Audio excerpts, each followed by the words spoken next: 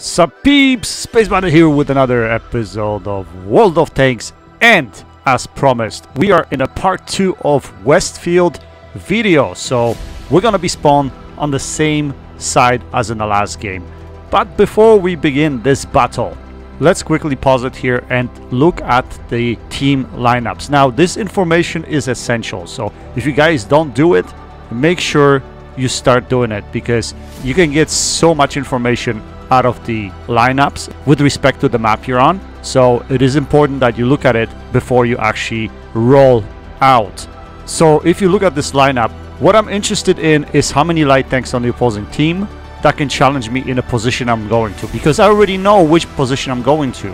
Like in my last video, we're gonna go into position G7 or somewhere around that area in order to spot across into the K line, so that we can get early shots of damage and potentially win the entire south side of the map. So that's the idea here. So the only thing that can really spoil my plans is a fast medium tank or any type of a light tank that will start running around the area that I'm trying to get to, which means it will be spotting me. If it will be spotting me, that means I won't be able to get any assisted damage, never mind getting any raw damage. So if you look at the opposition team, the two tanks that can really challenge me in this position would be T95E6 and potentially Type 61. Other than that, I don't see any tough competition there. Maybe potentially Object 430U, but I doubt it. I'm assuming that Object 430U is with his platoon mates, so he's probably gonna end up in area B3 brawling over there. But T95E6 and Type 61 potentially could be a problem, so we have to keep that in mind. If we get into position G7 and we get spotted, we're gonna have to duck down into the valley and then come back under the bridge into position E8, and from there reload again. Now what I like to do is I usually like to do it multiple times to see if the opposition keeps trying to take over that area. If they do, we're gonna reposition either to the other side of the map, zero line, or like in my last video, if we get really pushed on the south side of the map, we're gonna drop into position B7. So that's the plan anyway. Okay, let's start rolling here. So I described to you what I want to do. Anyway, that's the plan for me usually when I'm in a medium, stealthy medium tank on this map, because you know what, the position I'm going to go to is going to give me potentially so much damage that it is hard to turn down. So yeah, you just have to do it. Another thing that could throw a wrench into what I want to do here would be artillery. If you have two artilleries per side and you get spotted early in that position, you can get slaughtered pretty bad. But that's only if RD is knowledgeable and they'll be pre-aiming that position. So the chance of that happening is quite low, but yet it's still possible. You try to minimize the percentage of chance of the opposition to actually doing damage to you. In this game, that's what it's all about. Anyway, we're gonna get ourselves into this position, and yeah, we cannot be scared. If you have a light tank or a medium tank with really good camo, you have to at least explore the possibility of getting the assisted damage, because this position is absolutely fantastic for that. So we're gonna get ourselves close over here, and right now we're not getting spotted, which is good. That means opposition is not challenging this area, which plays into my advantage. We're gonna get ourselves posted in this bush, and we spot this CC1 MK2. We put a shell into him. We also spot the J Panther 2. So the question is, who do we shoot? I decided to shoot the J Panther, but he turned, so we weren't able to penetrate him. We actually bounced that shot. Now we're gonna concentrate on the Italian TD. He disappears, so we're going to come closer into the bush, and these guys are running off right now, so we should be able to be putting freebies here. As you can see, you can easily scare the opposition from going into K-line just by being present here, and since I'm unspotted, I can literally punish them there and not get damaged at all. Now we're spotted and we're being targeted, so we're gonna have to drop off, and like I explained to you earlier, we're gonna go back here, but we don't have to drop behind the bridge because we basically spotted everyone going up the K line, so that means there's nobody there anymore, so I don't have to be going all the way to the bridge. I can literally just lose my sixth sense and come back. Now this Death Star is spotted, so we're gonna put some shells into him, and yeah, he's gonna get punished real bad in a second. Again, I'm shooting from behind the bush. There's no way he's gonna spot me here. We set him on fire and he dies just like that. So this game, guys, is gonna be better than the other game because we're actually gonna survive this. We're gonna have a decent game. and we're not gonna make stupid mistakes. We're actually gonna play it really smart over here. So in this situation, again, this is a different scenario because the opposition didn't win the south side, so we are able to push here. We're gonna overexpose here a little bit because we want to try to take this TD out here. We don't want any spotters in this area. I'm gonna put a shell into his cupola, but then the other CC1 MK2 gets spotted and he's got a freebie into me, so I was like, okay, whatever, he's gonna shoot me anyway. So we just stopped, tried to aim a shot and hit him in a cupola, but we weren't able to penetrate that shot. But now we're gonna stay in this position and we're gonna try to keep respotting these guys. Although, to be honest, there are bushes there, so it's gonna be hard for us to spot them, even from this position here. But now we have a key location, key position in the central area of the map. So if we poke over this ridgeline here, we should be able to spot whoever is up on this ridgeline, and we're able to punish them just like this type. So we put a shell into him. Now we have to be wary that on the left hand side these guys are still there by that building, so they're able to shoot me. So I'm gonna have to make sure that I isolate myself from these guys and don't give them a chance to shoot me. So we're gonna keep climbing up this ridgeline here and try to keep spotting and maybe putting shells of damage into these guys. If not us, we have a bunch of friendlies behind us that are able to do this. There are 2 TDs behind me. There's also medium tank at G0. We also have a couple of spotters at E7, which is great because that way we have the coverage over the entire middle of the map. Basically, we control the entire middle of the map right now with this situation, with the setup that we have. Our team didn't go up north to fight A1 C3 quadrant, which in a way worked out good because we're able to basically set up the way we are right now. The way my team is set up right now is fantastic actually, because we can counter the opposition's push if they're actually going to end up in the middle of town. Even in between the buildings is not safe. We'll definitely spot him. That shot on this RD, that was garbage. That was bullshit. That shell purposely missed, and this game does that sometimes, guys. Don't get frustrated. It is a fact. Anyway, we're able to hit him right here, but unfortunately I think he's gonna disappear behind the ridgeline and we're not able to take him out.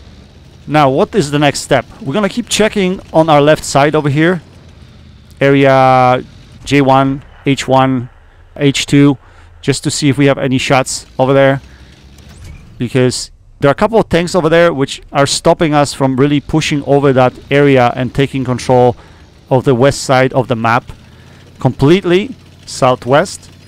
So we're just gonna have to do step and repeat right here, or rinse and repeat. We're gonna have to come up, try to spot, and then drop behind that ridgeline right here. That's all we can do right now, and we just need to keep watching what the opposition is doing.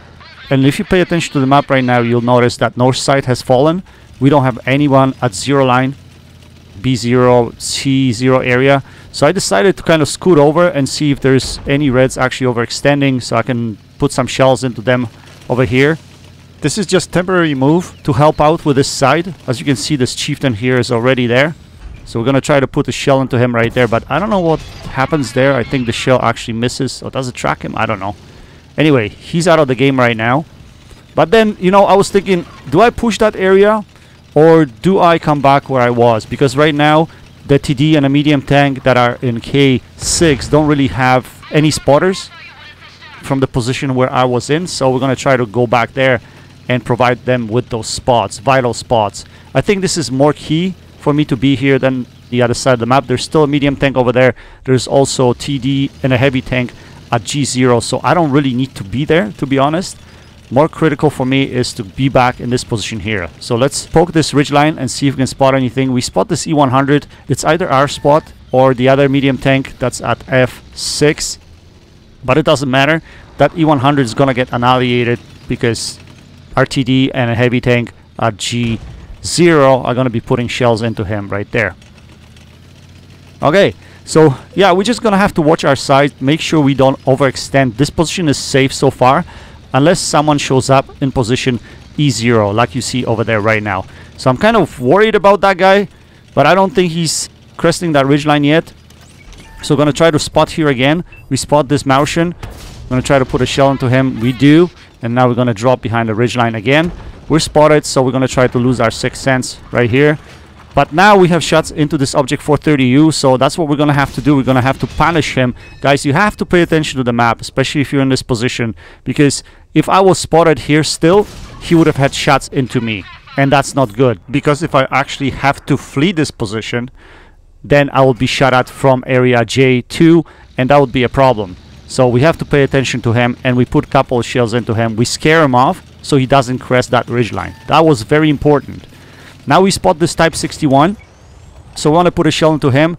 He's got a soft turret, so we should be able to put something into him. We put a shell into his cupola over there, and again, we're playing out of this position here, making sure that people at J2 are not able to hit us. J Panther finds a shot into us. Unfortunately, we're going to try to return a favor, and we do.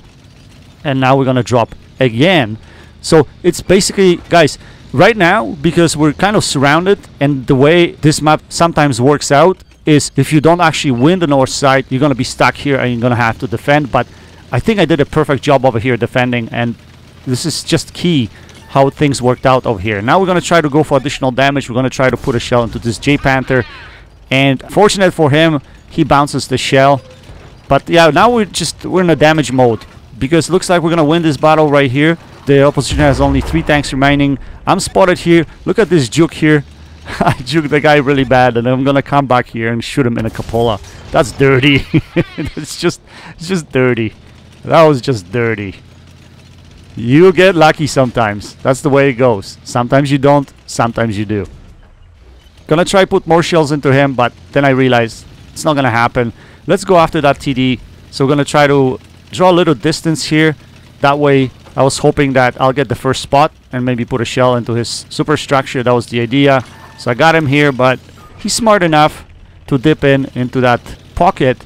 Around that ridgeline, there's the little pocket you can go into, and I would have to just throw myself on top of him in order to get that damage.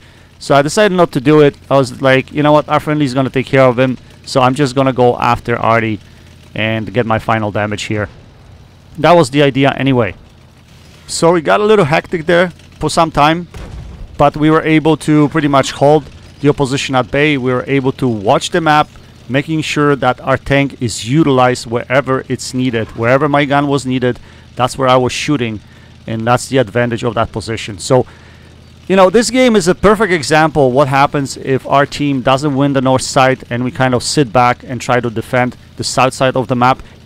It is possible to win if you don't win the north side of the map, but your teammates have to understand the situation, and they have to set themselves up in proper positions in order to be able to fire at the opposition coming through the middle of the map.